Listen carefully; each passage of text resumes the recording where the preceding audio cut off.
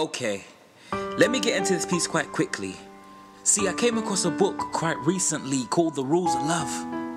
I know, the title seems a bit strong, and you won't be wrong to think can such a complicated thing be summed up in one book. But I'm sure if we all took a look at the tips in this before we jumped in our relationships, that those common mistakes that we make might just have been missed.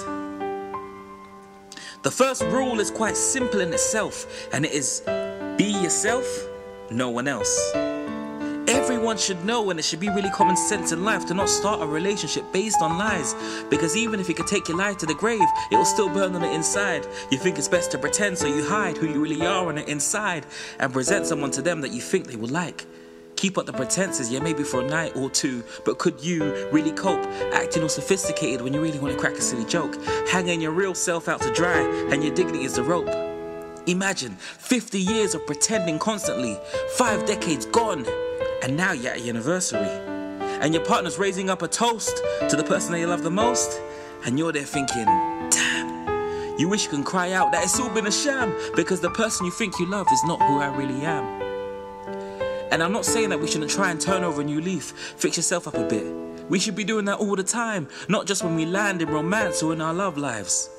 Sure, you could be more organized, maybe have a more positive look on life, but to sacrifice yourself to appeal to someone else, you might as well be crucified. Be yourself. Get all out in the open now. Don't leave them wondering how they ended up with the wrong person. You faked it to make it, while there's someone out there who truly deserves them. I'm not saying that you're anything less, but what you need is the belief that there's someone who's hunting for the person that you are, and you're everything that they need. Now I'm going to jump to rule number 2, and this is one we shouldn't skip, and it is get over it before you get under it. See, we all get battered and bruised by life, but it's the scars that build up the character on the inside.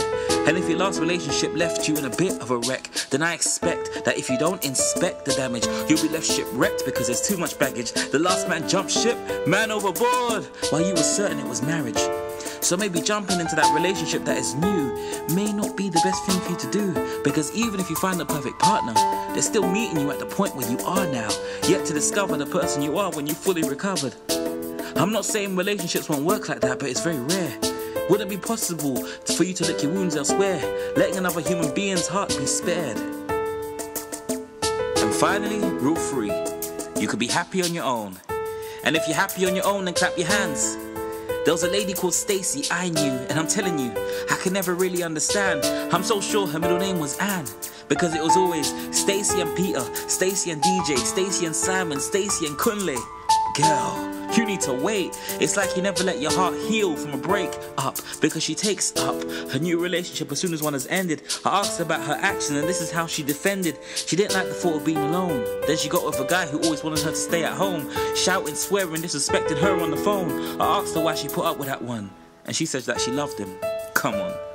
The truth was quite easy to tell. She couldn't stand the thought of being by herself. But then things got so bad that she had to grab her bags and leave. I've never been on my own, I'm scared of what will happen to me. A couple months went by, and she expected to be in pieces and dejected. I asked her how she was feeling now that single life was being accepted. She said right now she's cool, but she's sure that she'll be having withdrawal pains, needing another dosage of a relationship again. But the months went, and it finally dawned. I don't need to be with somebody to be fulfilled anymore. And a decent guy came by, but she decided to ignore the request, at least for the moment, because she was living life at its best. So, the lesson from rule 3 to be taken is to be happy on your own so you won't stay in a bad situation. How many people stay in a bad place because they're scared to face that person that stares at them in the mirror? Who knows? You might like them more than the person that you want to take out to dinner. Be full in yourself so you won't be wear thinner, because every person that comes through will help lose a part of you. You just got to make sure that you come out a winner. You over me? Never. Don't jump into anything that you regret later until you can say with power and conviction in each letter, being alone is great, but being with you is better.